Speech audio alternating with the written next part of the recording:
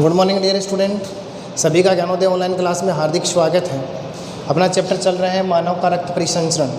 क्या है मानव का रक्त परिसंचरण, इसके बारे में पिछली ऑनलाइन क्लास में हमने इसकी रूपरेखा तैयार की थी और कुछ भागों को पढ़ा। मानव का रक्त परिसंचरण रक्त, हृदय तथा रक्त वाहिनियों से मिलकर बना होता है। प्रथम पार्ट हम पढ़ रहे थे रक्त। मैंने बताया रक्त एक तरल संयोजी ऊतक है जो हल्का क्षारीय पदार्थ होता है, जिसका पीएच का मान 7.3 से 7.5 होता है। यदि प्रास में प्राप्त करोगे तो 7.4 प्राप्त होता है। फिर रक्त के बारे में बताया कि रक्त जो वो दो भागों से मिलकर बना है, प्लाज्मा और रक्त कणिकाएँ। हमने प्लाज्मा का अध्ययन किया, प्रथम रक्त कणिका आरबीसी का अध्ययन किया। आज की इस ऑनलाइन क्लास में हम पढ़ते हैं डब्ल्यूबीसी। तो सभी बच्चे ध्यान से देखेंगे टॉपिक को। डब्ल्यूबीसी क्या चीज़ है? इसे श्वेत रुधिर कणिका, इसे श्वेत रुधिर कणिका, श्वेताणु, ल्यूकोसाइट भी कहते हैं। देखो इसके क्या क्या नाम है? श्वेत रुधिर कणिका, श्वेताणु, ल्यूकोसाइट भी कहते हैं। देखो डब्ल्यूबीसी जो है केंद्रक युक्त रंगहीन कोशिका है। कैसी सेल है ये? केंद्रक युक्त रंगहीन कोशिका है। देखो रंगहीन क्यों है? क्योंकि इसमें हीमोग्लोबिन अब्सेंट होता है। हीमोग्लोबिन की अनुपस्थिति के कारण रंगहीन है। और ध्यान देंगे केंद्रक पाए जाने के कारण इसे ट्रू सेल कहते हैं, सत्य कोशिका भी कहते हैं। इसे क्या कहा जाता है? ट्रू सेल, सत्य कोशिका भी कहा जाता है। अब आगे बढ़ते हैं तो देखो इसका निर्माण अस्थि मज्जा, डब्ल्यूबीसी का निर्माण किस में होता है? अस्थि मज्जा तथा लसिका ऊतक में होता है।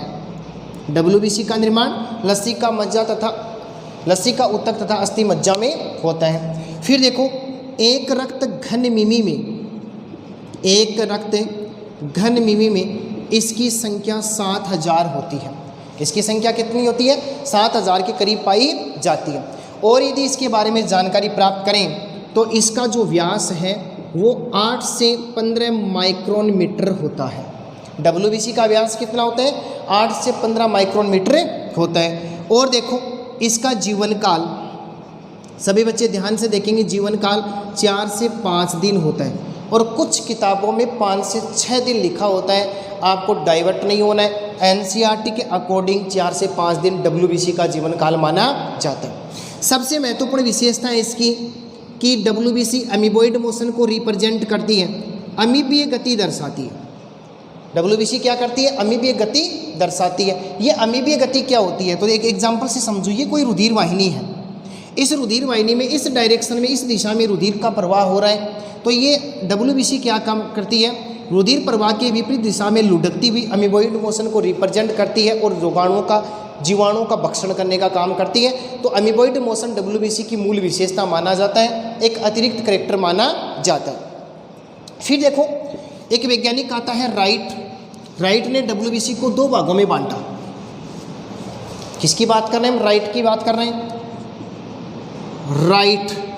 राइट के अनुसार डब्ल्यूबीसी को 2 भागों में बांटा गया है। देखो ग्रेनुलोसाइट और दूसरा पार्ट है इसका एक ग्रेनुलोसाइट। कणिका में कणिका रहित डब्ल्यूबीसी। ग्रेनुलोसाइट का मतलब क्या है? कणिका में डब्ल्यूबीसी। कणिका में श्वेताणु कह दो, डब्ल्यूबीसी कह दो। देखो हम सबसे पहले किसको पढ़ते हैं? ग्रेनुलोसाइट को पढ़ते हैं।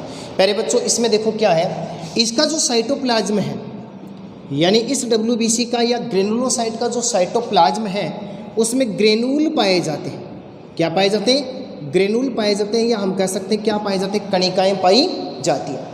इसके अलावा ग्रेनुलोसाइट का जो न्यूक्लियर है, केंद्रक है, वो कई पिंडकों का बना होता है, कई लोब्स का बना होता है।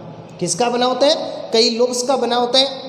और वो लोब या पिंडक मिलकर एक बहुरूपी संरचना बनाते हैं, यानी पॉलीमॉर्फी स्ट्रक्चर का निर्माण करते हैं। इस कारण ग्रेनुलोसाइट डब्ल्यूबीसी को क्या कहा जाता है?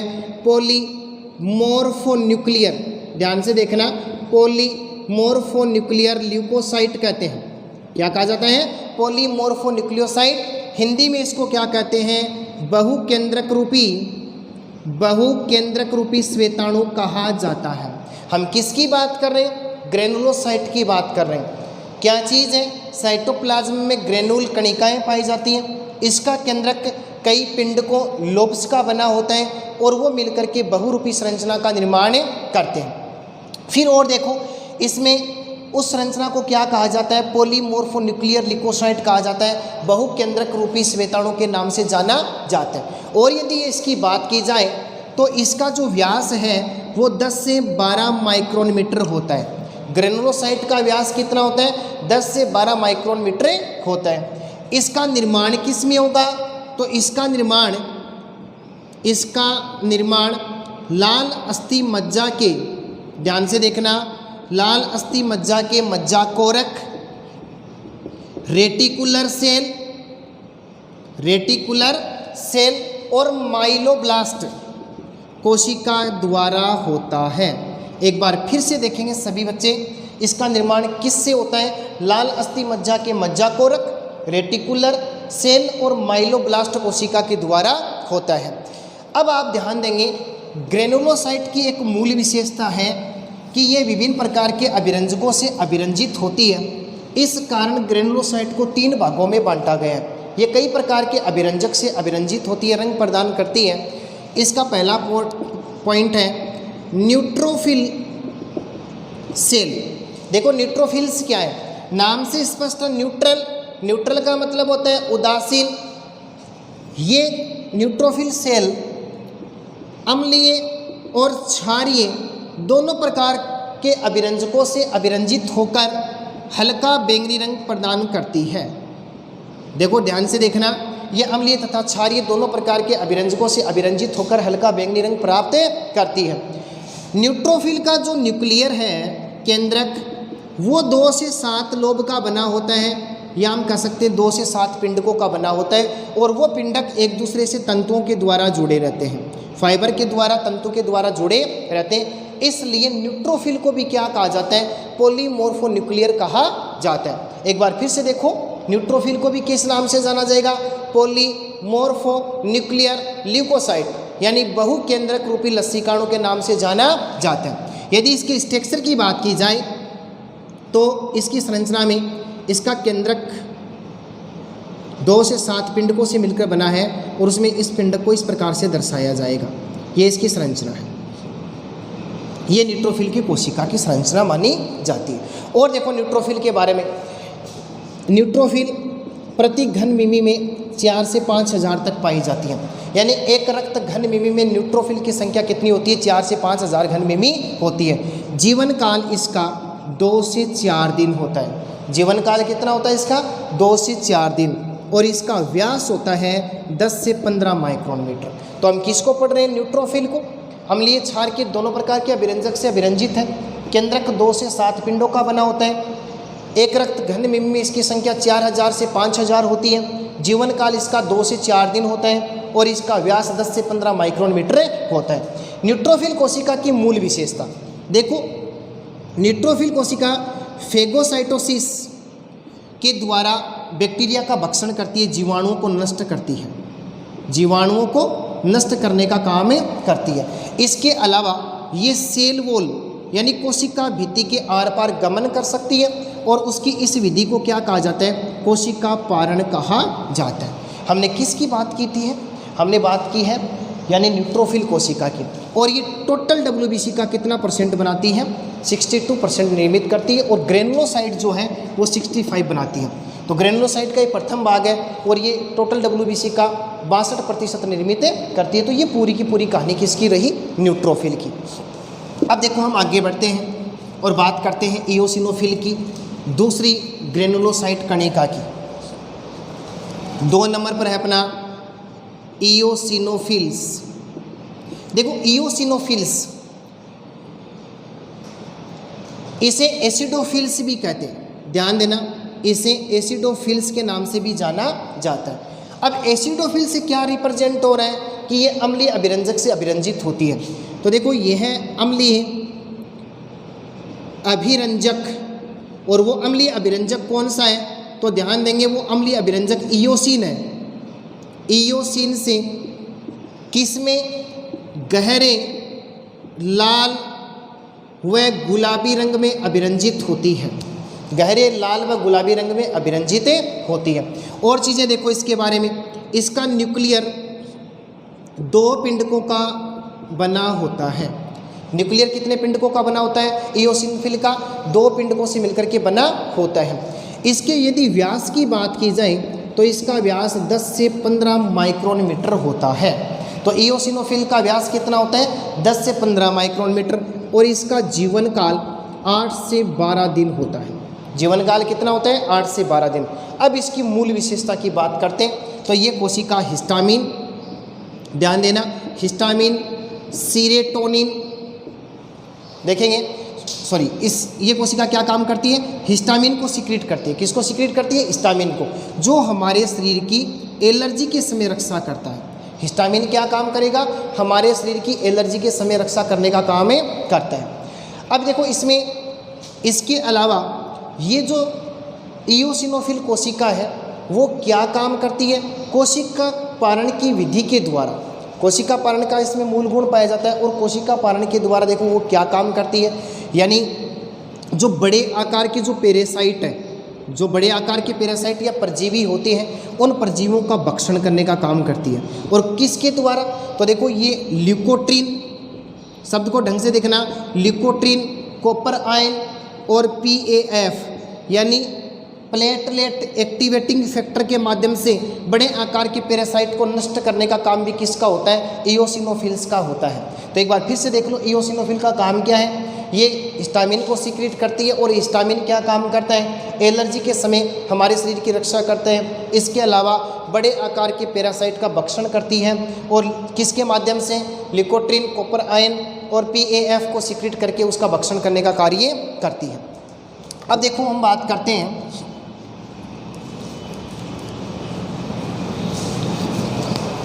तीसरी ग्रेनुलोसाइट की, जिसका नाम है बेसोफिल। देखो नाम से स्पष्ट है, बेसोफिल, बेस का मतलब क्षार होता है। ये एक क्षारीय अभिरंजक, देखो ये क्षारीय अभिरंजकों जैसे for example methylene blue plus haematoxylin से अभिरंजित होती है। और किस रंग में? गहरे नीले रंग में अभिरंजित होती है। किस में अभिरंजित होती है? गहरे नीले रंग में अभिरंजित होती है। देखो इसका जो न्यूक्लियर है, न्यूक्लियर 2 से 3 पिंडकों का बना होता है। इसकी आकृति अंग्रेजी वर्णमाला के S के आकार की होती है। 2 से 3 पिंडक किस प्रकार से पाए जाएंगे इसके अंदर? इस प्रकार से। और ये अंग्रेजी वर्णमाला की S की आकृति का निर्माण करता है। और ये स्ट्रक्चर किसकी हो गई? बेसोफिल की। देखो बात करते इसके जीवन काल की, यानी इसका जीवन काल 12 से 15 दिन का होता है। जीवन काल कितना होता है इसका? 12 से 15 दिन। और व्यास इसका इओसिनोफिल के समान 10 से 15 माइक्रोन मीटर का होता है। ये कोशिका क्या काम करती है? तो सभी बच्चे ध्यान से देखेंगे। इसके द्वारा हिस्टामिन, हिपेरिन प्लस सीरोटोनिन का स्राव किया जाता है। देखो हिस्टामिन तो प्रतिएलर्जक है और ये हिपेरिन प्रतिस्कंदक है। प्रतिस्कंदक क्या चीज़ होती है? तो मैंने आपको पहले भी बताया और एक बार मैं फिर बता रहा हूँ कि रक्त में 2 प्रकार के कारक होते हैं, स्कंदक कारक और प्रतिस्कंदक कारक। स्कंदक कारक वे कारक होते हैं जो रुधिर का थक्का बनाते हैं और प्रतिस्कंदक कारक वे होते हैं जो रुधिर का थक्का घोलने का काम करते हैं। तो ये हिपेरिन प्रतिस्कंदक कारक है। तो हमने 3 पढ़ी, न्यूट्रोफिल, बेसोफिल, इओसिनोफिल। अब नोट लगा करके आप अपनी नोटबुक में तीनों के नीचे लिख सकते हैं। एक मूल विशेषता है, वो किसकी है? न्यूट्रोफिल कोशिका की है। देखो न्यूट्रोफिल कोशिका में एक बहुत ही महत्वपूर्ण स्ट्रक्चर या महत्वपूर्ण गुण पाया जाता है, संरचना पाई जाती है। वो कैसे? देखो महिलाओं की कुछ न्यूट्रोफिल के केंद्रक में एक गोलाकार पिंड जुड़ा रहता है जिसे हम ड्रम स्टिक कहते हैं। सभी बच्चे ध्यान से देखेंगे इस टॉपिक को। ड्रम स्टिक क्या चीज़ है? कि महिलाओं के न्यूट्रोफिल के केंद्रक में एक गोलाकार पिंड जुड़ा रहता है जिसे ड्रम स्टिक कहते हैं। और इसका निर्माण बार बॉडी के समान बार बॉडी के समान अक्ष क्रोमोसोम, ध्यान से देखेंगे, अक्ष क्रोमोसोम के मॉडिफाइड किससे होता है? अक्ष क्रोमोसोम के रूपांतरण से होता है। महिलाओं में कुछ न्यूट्रोफिल कोशिका के केंद्रक में गोलाकार पिंड जुड़ा रहता है, जैसे ड्रम स्टिक कहते हैं, और इसका निर्माण बार बॉडी के समान अक्ष क्रोमोसोम के रूपांतरण से होता है। प्यारे बच्चों, बार बॉडी क्या चीज़ है? तो सभी बच्चे ध्यान से देखेंगे बार बॉडी क्या चीज़ है। मनुष्यों में एक अक्ष गुणसूत्र के अलावा जितने भी अक्ष गुणसूत्र होते हैं, उस अक्ष गुणसूत्र का एक गोलाकार संरचना में अभिरंजित हो जाना और जिस संरचना का निर्माण होता है उसे बार बॉडी कहते हैं। यानी एक अक्ष गुणसूत्र को छोड़कर शेष अक्ष गुणसूत्र एक गोलाकार अभिरंजित संरचना में बदल जाता है, जिसे बार बॉडी कहते हैं। देखो, महिलाओं में गुणसूत्र की संख्या 44 प्लस अक्ष होती है। एक अक्ष गुणसूत्र को छोड़ेंगे, एक अक्ष गुणसूत्र एक बार बॉडी का निर्माण करेगा, तो हम कहते हैं सामान्य स्त्री में एक बार बॉडी पाई जाती है। तो मेरा प्रश्न है आपसे, मनुष्य में बार बॉडी कितनी पाई जाती है? दिमाग लगाना, मनुष्य में बार बॉडी कितनी पाई जाती है? अब तक आपने सोच लिया होगा, मैं आपको बताता हूँ। मनुष्य में, नर प्राणी में गुणसूत्र की संख्या 44 प्लस अक्षवाई होती है। पुरुषों की बात कर रहा हूँ मैं, कितनी बार बॉडी होती है? 44 प्लस अक्षवाई गुणसूत्र उसमें पाए जाते हैं। एक अक्ष गुणसूत्र को छोड़कर बार बॉडी का निर्माण होता है, इसका मतलब इसमें बार बॉडी नहीं पाई जाती है, तो नर प्राणी में बार बॉडी का अभाव पाया जाता है। अब हम बात करते हैं WBC की दूसरी कोशिका, एक ग्रेनुलोसाइट की। एक ग्रेनुलोसाइट, देखो, कणिका रहित WBC, कणिका रहित WBC, इसका मतलब इसका जो साइटोप्लाज्म है, किसका? एक ग्रेनुलोसाइट का जो साइटोप्लाज्म है उसमें ग्रेनुल अब्सेंट होते हैं। ग्रेनुल क्या होते हैं? अब्सेंट होते हैं, ग्रेनुल नहीं पाए जाते हैं। देखो, दूसरी बात, इसका जो केंद्रक है, इसमें केंद्रक न्यूक्लियर संख्या में एक होता है, वो भी मेगा, यानी बड़े आकार का केंद्रक पाया जाता है। और उसकी स्ट्रक्चर की बात की जाए कि इसका केंद्रक का आकार कैसा होता है, तो इसका केंद्रक राउंडेड होता है, यानी गोलाकार आकृति में पाया जाता है। इसके अलावा इसका केंद्रक किडनी शेप्ड होता है, यानी किडनी के समान होता है, या आप कह सकते हैं सेम के बीज के समान इसका केंद्रक पाया जाता है। तो केंद्रक राउंडेड है, किडनी शेप्ड है, सेम के बीज के आकार को होता है, किसका? एक ग्रेनुलोसाइट का, और एक ही केंद्रक पाया जाता है, इसलिए इसे एक केंद्रकाणु कहते हैं। क्या कहा जाता है? एक केंद्रकाणु कहा जाता है। और यदि बात की जाए इसका निर्माण किस में होता है, तो एक ग्रेनुलोसाइट का निर्माण प्लीहा, लसिका गांठें, ध्यान से देखेंगे, लसिका गांठें तथा थाइमस ग्रंथि के द्वारा होता है। निर्माण किसके द्वारा होता है? प्लीहा के द्वारा, लसिका गांठों के द्वारा, लिम्फ नोड जिसे कहते हैं, और थाइमस ग्लैंड के द्वारा इसका निर्माण होता है। इसके व्यास की बात की जाए तो इसका व्यास 8 से 20 माइक्रोन मीटर होता है। तो इसका व्यास कितना होता है? 8 से 20 माइक्रोन मीटर होता है। अब हम बात करते हैं ग्रेनुलोसाइट के टाइप की। तो ग्रेनुलोसाइट को भी दो भागों में बांटा गया है। कितने भागों में बांटा गया है? दो भागों में। पहला पार्ट है इसका मोनोसाइट सेल। देखो, मोनो का मतलब होता है एक, इसका मतलब इसके कोशिका द्रव्य में एक केंद्रक पाया जाता है, वो भी बड़ी आकृति में पाया जाता है। देखो, मोनोसाइट में कोशिका द्रव्य बहुत कम मात्रा में पाया जाता है, केंद्रक एक बड़ी आकृति में पाया जाता है, और कैसा होता है? किडनी शेप्ड होता है। इसका केंद्रक कैसा होता है? किडनी शेप्ड होता है, या हम कह सकते हैं सेम के बीज के आकार का होता है। अतः इसे भी एक केंद्रकाणु कहते हैं।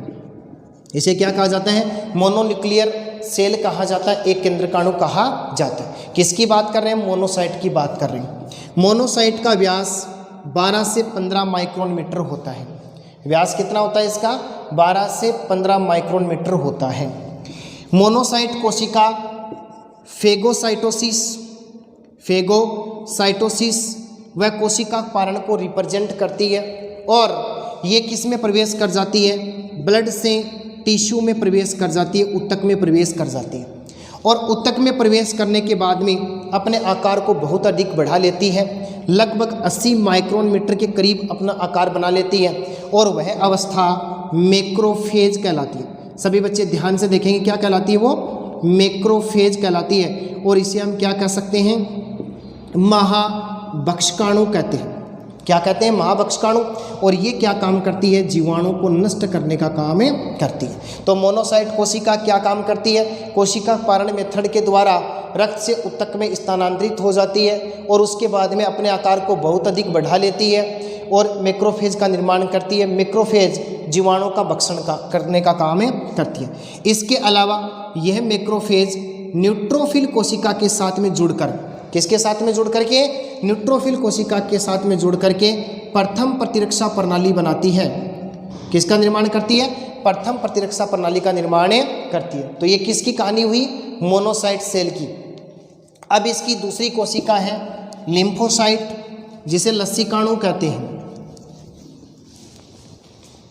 दूसरी कोशिका है लिम्फोसाइट, जिसे लसीकाणु कहते हैं। देखो लसीकाणु जो है ये भी 3 प्रकार की होती है, B lymphocyte, T lymphocyte,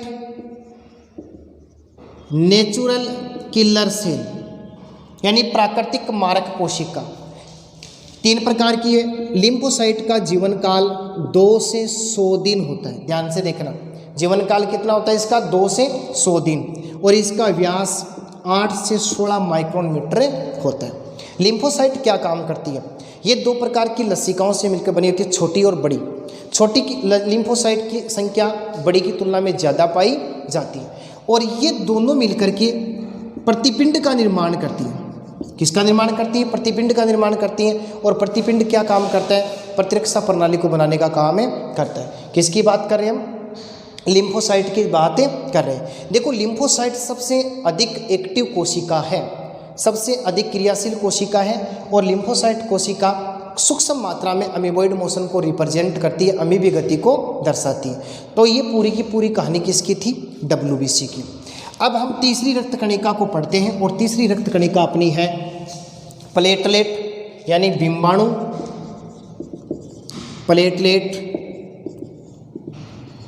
platelet को बिंबाणु कहते हैं। सभी बच्चे ध्यान से देखेंगे, ये अत्यंत छोटी होती है, 2 से 4 माइक्रोन मीटर की होती है। कितनी होती है? 2 से 4 माइक्रोन मीटर की होती है।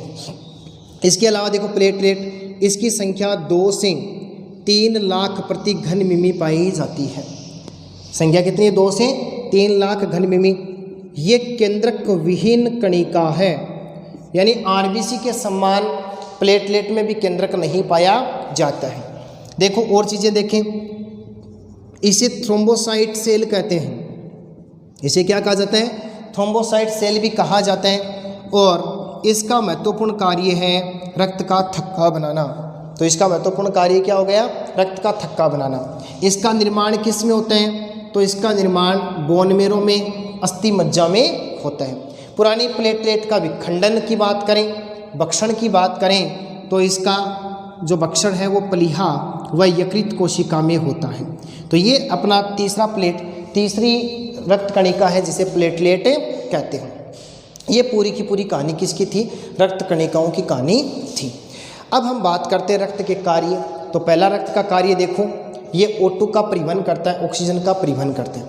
देखो RBC में उपस्थित हीमोग्लोबिन वर्णक ऑक्सीजन के साथ में जुड़ करके ऑक्सी हीमोग्लोबिन बनाता है, यानी Hb किसके साथ में जुड़ेगा? O2 के साथ में, और एक अस्थायी यौगिक बनाता है जिसे हम क्या कहते हैं? ऑक्सी हीमोग्लोबिन कहते हैं। और वो ऑक्सी हीमोग्लोबिन ऑक्सीजन को कोशिका तक पहुंचाने का काम करता है। इस प्रकार से रक्त का पहला कार्य हो गया O2 का परिवहन करना।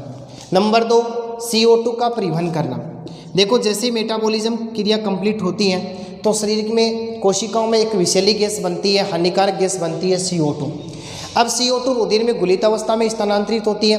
इसके अलावा हीमोग्लोबिन के साथ में जुड़कर अनोक्सी हीमोग्लोबिन बनाती है और अनोक्सी हीमोग्लोबिन CO2 गैस को फेफड़ों तक लाने का काम करता है। तो रक्त का दूसरा कार्य हो गया CO2 का परिवहन करना। नंबर 3 है खाद्य पदार्थों का परिवहन करना। नंबर 3 है खाद्य पदार्थों का परिवहन करना।